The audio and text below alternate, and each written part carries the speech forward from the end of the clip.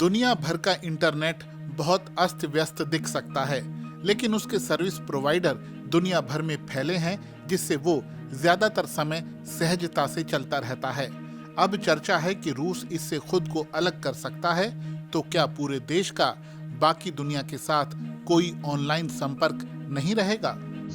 ये बहुत मुश्किल होगा और रिस्की भी।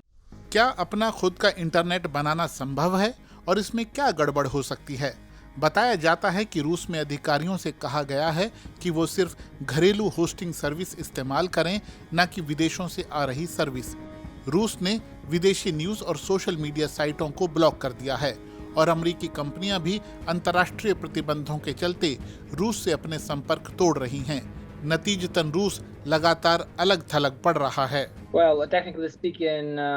तकनीकी रूप से बात करें तो ये बात मुमकिन है कि रूस इंटरनेट से अलग थलग हो जाए। निकिता इस्तोमिन एक रूसी एनजीओ के लिए काम करते हैं जो खुले और सेल्फ रेगुलेटेड इंटरनेट की वकालत करता है। वो कहते हैं कि अंतर्राष्ट्रीय प्रतिबंधों के जरिए रूस में आजादी को और दबाया जा रहा है। हम देख रहे हैं कि इस पूरे मामले को कुछ रूसी अधिकारी अपने कदमों को उचित ठहराने के लिए इस्तेमाल कर रहे हैं। इन्हें वजह बनाकर इंटरनेट पर पाबंदियां लगाई जा रही हैं। यहाँ पर अधिकारों और आजादी को दबाया जा रहा है। रूस को दुनिया के इंटरनेट से खुद को अलग करने और अपना काम चलाऊ राष्ट्रीय इंटरनेट बनाने के लिए क्या करना होगा? आपको जरूरी नेटवर्क इंफ्रास्ट्रक्चर चाहिए, बैंडविड्थ और सर्विस होस्ट भी चाहिए। इसके अलावा उनके भीतर कम्युनिकेशन एलिमेंट की भी जरूरत होगी। मानुअल आटुक अच्छी तरह जानते हैं कि इंटरनेट कैसे काम करता है। जैसे कि आप www.dw.com पर जाते हैं तो इंटरनेट को नहीं पता कि ये किस तरह की वेबसाइट है, लेकिन एक नेम रेजोल्यूशन होता है जो बताता है कि आईटी की दुनिया में इस नाम का मतलब है आप इस रूट के जरिए इस खास सर्वर को एड्रेस करना चाहते हैं, और फिर कंप्यूटर कहता है ठीक है, समझ गया, और आपकी रिक्वेस्ट को सही जगह पर भेजता है। ये मशीन का कोड है।